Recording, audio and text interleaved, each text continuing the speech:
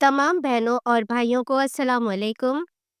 आज हम ऐसी अमरीकी खातून के इस्लाम कबूल करने की कहानी बयान करने जा रहे हैं, जो कि लूथरन क्रिश्चियनिटी को ना सिर्फ फॉलो करती थी, बल्कि उसकी ऐसे कट्टर ईसाई माहौल में परवरिश की गई थी कि वो यूनिवर्सिटी में लूथरन क्रिश्चियनिटी की उस्ताद, यानी दूसरों को लूथरन क्रिश्चियनिटी सिखाने वाली बनने की ट्रेनिंग ले रही थी। मगर फिर उसकी ज़िंदगी में ऐसा क्या हुआ कि उसने ना सिर्फ यूनिवर्सिटी छोड़ दी, बल्कि ईसाइयत को ही तर्क कर दिया और इस्लाम कबूल कर लिया। तो आइए बढ़ते हैं असल कहानी की तरफ। मेरा नाम सुज़ैने जेनिसन है और मैं अमरीकी रियासत इलिनॉय के छोटे से गांव ब्रिलिंगटन में पैदा हुई। मेरे वालिदैन मैसूरी सेंट लूथरन क्रिश्चियनिटी को फॉलो करते थे और वो बहुत ही कट्टर लूथरन फैमिली थी। मैसूरी लूथरन फ़िरके की एक ऐसी कट्टर शाख है जो कि लूथरन क्रिश्चियनिटी के साथ-साथ इवेंजिकल क्रिश्चियनिटी को भी फ़ॉलो करते हैं और ये ज़्यादातर अमेरिका में ही इनकी तादाद पाई जाती है, दूसरे ममालिक में इस फ़िरके के लोग नहीं पाए जाते। मेरी परवरिश ऐसे माहौल में हुई कि जहाँ हमें बहुत सख्ती से मैसूरी लूथरन की तालीम दी जाती थी और हमें बहुत सख्ती से मज़हब पर अमल दरामद करवाया जाता था। मैंने मैसूरी लूथरन चर्च के तहत चलने वाले स्कूल में ही तालीम हासिल की है और हमारी फैमिली हर संडे को चर्च जाती थी। इसके अलावा हमें डेली स्कूल में लूथरन क्रिश्चियनिटी की तालीम भी दी जाती थी। मैं जब से 3 साल की थी तो मैंने संडे सर्विसेज को ज्वाइन करना शुरू कर दिया था। संडे को बच्चों की तालीम में हिस्सा लेती, क्वायर गाती थी, अपने दूसरे फैमिली मेंबर्स के साथ रेगुलरली चर्च जाती थी और नन्स के साथ अपना वक्त गुजारती थी। मैं ये सब कुछ बहुत बचपन से ही कर रही थी। तकरीबन 3 साल की उम्र से मैंने ये सब करना शुरू कर दिया था। स्कूल की तालीम मुकम्मल करने के बाद मैंने लूथरन क्रिश्चियनिटी की यूनिवर्सिटी जाना शुरू कर दिया। ये बेसिकली एक ऐसी यूनिवर्सिटी थी जहाँ पर लूथरन क्रिश्चियनिटी की तालीमात सिखाने के लिए आपको टीचर यानी उस्ताद बनाया जाता था और आपको इस बात की ट्रेनिंग दी जाती थी कि आप दूसरों को कैसे मैसूरी लूथरन क्रिश्चियनिटी की तरफ लेकर आएं। और इस तरीके से हमें शुरू से ही वही ईसाइयत की बुनियादी तालीमात दी जाती थीं कि खुदा 3 है, ट्रिनिटी है, एक खुदा है वो 3 हिस्सों में तक़सीम है, बाप है, बेटा है, होली स्पिरिट है और इस सब पर आपको ईमान लाना ही लाना है।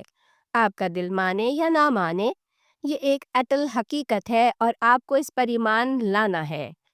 अगर आप इसको फॉलो करेंगे तो आप जन्नत में जाएंगे, अगर आप इसको फॉलो नहीं करेंगे तो आप जहन्नुम में जाएंगे। सिर्फ वही लोग मरने के बाद निजात पाएंगे और जन्नत में जा सकेंगे जो कि इस पर ईमान रखेंगे, और जो इस पर ईमान नहीं रखेंगे वो लोग जहन्नुम में जाएंगे। बस ऐसी चीज़ें हमें शुरू से ही हमारे दिमाग में ठूसी गई थीं। जबकि मैं शुरू से ही सवाल पूछने वाली बच्ची थी। मैं हमेशा इन चीज़ों पर सवाल उठाती थी कि ये कैसे मुमकिन है कि यीशु इंसान भी हैं और खुदा भी हैं? कोई इंसान कैसे खुदा हो सकता है? तो मैं हमेशा इन चीज़ों के बारे में कन्फ्यूजन का शिकार थी और मैं हमेशा सवाल पूछती थी। पहले पहल तो मैं ऐसे सवाल अपने पेरेंट्स से करती, तो वो मुझे जवाब देते कि यह हमारा बुनियादी विश्वास है और बुनियादी विश्वास के बारे में सवाल पूछना जुर्म है। फिर इसी तरीके से चर्च जाना, वहाँ इंसानों के सामने अपने गुनाहों का एतराफ़ करना, चर्च मिनिस्टर के सामने उसका एतराफ़ करना, जो कि एक इंसान ही तो है, वो ही ताकत रखता है कि हमारे गुनाह माफ़ करे। मुझे ये सब चीज़ें शुरू से ही पसंद नहीं थीं। मैं समझती थी कि रूहानियत अल्लाह और बंदे के दरमियान है। रूहानियत का कनेक्शन इंसान और बंदे के दरमियान है, इसके बीच में किसी और को नहीं होना चाहिए। ये बंदे और इंसान का मामला है और इनका आपस में डायरेक्ट लिंक होना चाहिए। फिर इसी तरीके से बाइबल में लिखा हुआ था कि औरतें जब इबादत करें तो वो अपने सरों को ढक लें, जबकि मैं तो चर्च में देखती थी कि इबादत के दौरान औरतों ने सर ढके हुए नहीं होते थे। ہاں، ننس اپنا سر ڈھک کے رکھتی تھیں، مگر باقی جتنی عورتیں چرچ میں عبادت کے لیے آتی تھیں وہ تو اپنا سر نہیں ڈھکتی تھیں۔ پھر ہمیں پادری بتاتے کہ آپ کا سارا دن عبادت کی طرح ہی گزرنا چاہیے، سارا دن یسوع کا خیال آپ کے دل میں ہونا چاہیے۔ تو اگر سارا دن عبادت میں گزرنا ہے تو پھر ہمیں سارا دن سر ڈھک کے رکھنا چاہیے نا؟ مجھے یہ چیز سمجھ میں نہیں آتی تھی۔ میں نے ایک بہت ہی سادہ سوال پوچھا کہ اگر بائبل میں یہ سب لکھا ہوا ہے تو پھر ہم نے اس پر عمل کرنا کیوں چھوڑ دیا؟ اس کی کیا مثال ملتی ہے؟ اس کا کہاں سے ثبوت ملتا ہے کہ ہمیں اس پر عمل چھوڑ دینا چاہیے؟ حتیٰ کہ یہودیوں کی کتابوں میں بھی یہ لکھا ہے کہ جب عورتیں سینیگوگ جائیں تو وہ اپنے سروں کو ڈھک کے جائیں۔ تو میں اس بات پر حیران ہوتی تھی کہ جب الہامی کتابیں توریت اور انجیل دونوں یہ کہہ رہی ہیں تو یہودی اور عیسائی اس پر عمل کیوں نہیں کرتے؟ کیونکہ حضرت عیسیٰ بھی یہودیوں میں ہی آئے تھے اور یہودیوں میں ہی آ کے انہوں نے اپنی نبوت کا اعلان کیا تھا۔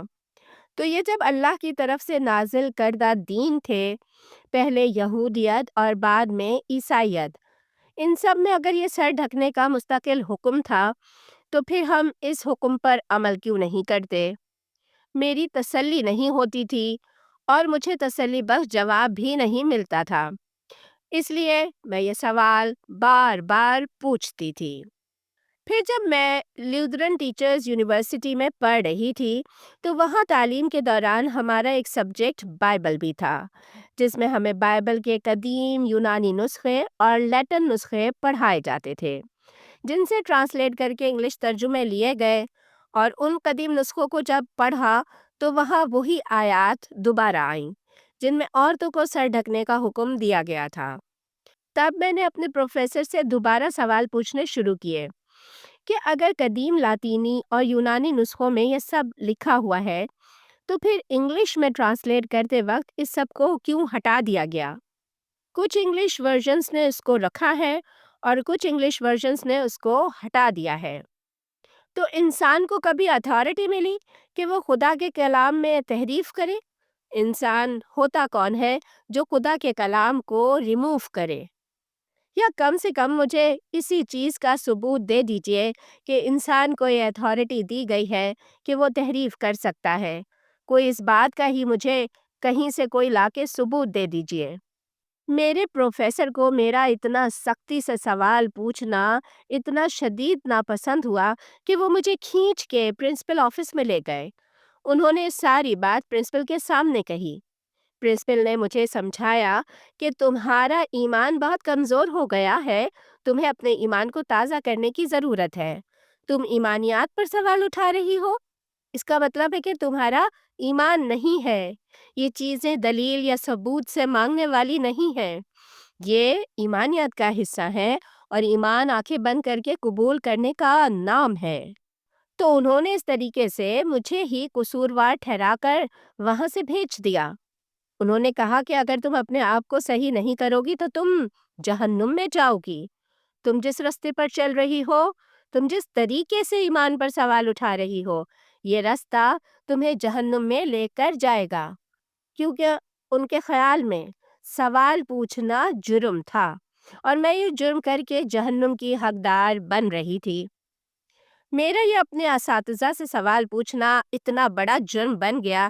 آخر کار وہ موقع بھی آیا جب مجھے کانکورڈیا یونیورسٹی، جس کو اس لیے ڈیزائن کیا گیا ہے تاکہ وہاں پر چرچ منسٹرز اور لودرن اسکول ٹیچرز کو ٹریننگ دی جائے، مجھے اس یونیورسٹی سے نکال دیا گیا۔ بہرحال اگر وہ مجھے نہ بھی نکالتے تو میں خود ہی اسے چھوڑنے والی تھی، کیونکہ ہوا کچھ یوں کہ اسی یونیورسٹی کے زیر انتظام ایک اور تعلیمی سلسلہ بھی تھا، جس میں مختلف ممالک سے آئے ہوئے فارنرز کو، جو کہ یہاں امریکہ میں آتے تھے، ان کو یہاں انگلش لینگویج سکھانے کا انتظام کیا جاتا تھا۔ تو وہاں پر مختلف قوموں کے، مختلف مذاہب کے لوگ انگلش لینگویج سیکھنے آتے تھے۔ دراصل وہ انگلش لینگویج اسکول بھی اسی لودرن چرچ کے ہی زیر انتظام چل رہا تھا، وہاں کیمپس میں لینگویج اسکول میں تعلیم کے دوران ایک ایسی ترتیب بنائی گئی تھی کہ روزانہ صبح 10 بجے چیپل بیل بجائی جاتی تھی، اور اس کے بعد سب لوگ چیپل ہال میں جمع ہوتے تھے۔ وہاں پر چرچ کی دعائیا تقریب ہوتی تھی، جس میں تمام لوگ، چاہے وہ کسی بھی مذہب کو فالو کرنے والے ہوں، ان کو وہاں آنا پڑتا تھا، اور وہ وہاں پر آدھا گھنٹہ اس چرچ کی دعائیا تقریب میں شرکت کرتے تھے۔ پھر واپس 10:30 بجے ان کی لینگویج کلاسز اسٹارٹ ہو جاتی تھیں۔ وہاں جب یہ دعائیا تقریبات کا سلسلہ ہوتا تھا تو ہم اپنی یونیورسٹی کے اسٹوڈنٹس بھی آدھے گھنٹے کے لیے اپنی اسٹڈی آف کر کے وہیں چیپل کی دعائیا تقریبات کے لیے آ جاتے تھے۔ تو اس طریقے سے ہمارا وہاں انٹرنیشنل اسٹوڈنٹ سے، جو کہ مختلف ممالک سے آئے ہوئے تھے، ان سے وہاں ملاقات ہوتی تھی۔ تو وہاں میری 2 فارنر لڑکیوں سے دوستی ہو گئی، جو دونوں مسلمان تھیں۔ ایک کا تعلق قطر سے تھا اور ایک کا تعلق سیریا سے تھا۔ ان دونوں نے دراصل میری توجہ اس لیے حاصل کی کہ وہ اپنے سر کو ڈھانپے ہوئے رہتی تھیں۔ ان کے سر ہر وقت اسکارف سے ڈھکے ہوئے رہتے تھے۔ اگرچہ وہاں پر اور بھی ممالک کے اور بھی دوسرے مذہبوں سے آئے ہوئے لوگ تھے، وہاں پر افریقی تھے، چائنیز، جاپانی تھے۔ خاص طور پر چائنیز تو بہت ہی زیادہ تھے وہاں پر، جو کہ انگلش لینگویج سیکھنے کے لیے آتے تھے، مگر مجھے ان دونوں مسلمان لڑکیوں نے اپنے اسکارف کی وجہ سے اٹریکٹ کیا، اور میں نے ان سے دوستی کی۔ تو جب مجھے اس یونیورسٹی سے نکالا گیا تھا تو اس سے پہلے میری ان لڑکیوں سے دوستی ہو گئی تھی۔ میری ان سے اکثر مذہب کے ٹاپک پر بحث رہتی تھی۔ کبھی کبھار یہ بحث بہت گرما گرم ہو جاتی تھی۔ وہ اپنے مذہب کو بہتر کہتی تھیں اور دلائل سے ثابت کرتی کہ کیسے ان کا مذہب بہتر ہے، اور میں ان سے بحث کرتی اور میں یہ ثابت کرنے کی کوشش کرتی کہ نہیں، عیسائیت زیادہ بہتر مذہب ہے، اور ہماری بہت ہی گرما گرم بحث ہو جاتی۔ الحمدللہ اس بحث کے ساتھ ان سے بہت کچھ سیکھنے کو بھی ملا۔ تو جب میں اس یونیورسٹی میں پڑھ رہی تھی تو وہاں پر ایک مرتبہ ہمیں ورلڈ ریلیجن میں سے کسی ایک مذہب کو سلیکٹ کرنا تھا، اور ہمیں اس پر ریسرچ کرنی تھی۔ کسی ایک ورلڈ ریلیجن کو سلیکٹ کر کے اس کا اور عیسائیت کے ساتھ موازنے پر پورا ایک تھیسس لکھنا تھا، اور ہمیں یہ ثابت کرنا تھا کہ عیسائیت کیسے اس مذہب سے بہتر ہے۔ تو میرے دماغ میں چونکہ وہ مسلمان لڑکیاں ہی تھیں، تو میں نے اس لیے اسلام کو سلیکٹ کیا۔ تمام اسٹوڈنٹس نے مختلف مذاہب کو سلیکٹ کیا تھا، مگر میں نے وہاں پر اسلام کو سلیکٹ کیا، اور میں نے اس تھیسس کو لکھنے کے لیے ان لڑکیوں سے اسلام اور عیسائیت کے بارے میں بحث کی، تاکہ میں ان سے بحث کے ذریعے جس نتیجے پر پہنچوں تو میں اس کو ایک تھیسس کی صورت میں لکھوں کہ کرسچینٹی کیسے باقی مذاہب سے بہتر ہے۔ اس کے علاوہ میں نے ان مسلمان لڑکیوں سے کہا کہ وہ مجھے کچھ اسلامی کتب پرووائڈ کریں، جن سے میں اسلام کے بارے میں اسٹڈی کر سکوں اور ایک بہتر انداز میں تھیسس لکھ سکوں، کیونکہ ہماری یونیورسٹی کی جو لائبریری تھی اس میں انگلش ترجمے والے قرآن تو موجود تھا، مگر اس کے علاوہ کوئی اسلامک کتاب موجود نہیں تھی۔ تو اس قرآن کے ترجمے سے مجھے کوئی بہت زیادہ ایسی چیز حاصل نہیں ہو رہی تھی کہ جو مجھے تھیسس لکھنے میں مدد کرے۔ اس لیے میں نے مزید کچھ کتب پڑھنے کا فیصلہ کیا، اور میں نے ان لڑکیوں سے کہا کہ وہ میری تھیسس لکھنے کے سلسلے میں مدد کریں۔ قطر والی لڑکی نے کہا کہ میرے پاس تو ایسی کوئی کتب نہیں ہے، مگر میں تمہاری ہیلپ یوں کر سکتی ہوں کہ اگر تم جمعے والے دن میرے ساتھ چلو، ہم مسجد چلتے ہیں۔ مسجد کے ساتھ ایک لائبریری ہے، اس لائبریری میں تمہیں بہت ہیلپنگ بکس مل جائیں گی، اور تمہیں پرسنلی تمہارے سوالوں کا جواب دینے کے لیے وہاں پر امام صاحب بھی ہوں گے، تمہیں وہاں سے زیادہ اچھی مدد مل جائے گی۔ تو میں نے جمعے تک کا ویٹ کیا، اور جمعے والے دن میں اپنی فرینڈ کے ساتھ مسجد گئی۔ یہ ایلینوائے میں برچ ول کے پاس ایک مسجد تھی۔ ہم بس میں بیٹھ کے وہاں گئے، پھر ہم مسجد گئے۔ وہاں پر لیڈیز سیکشن تھا۔ سب سے پہلے جب میں نے وہاں پر زندگی میں پہلی مرتبہ اذان سنی تو میں وہیں رونے لگ گئی۔ پھر جب نماز شروع ہوئی تو میری دوست نماز میں شریک ہو گئی۔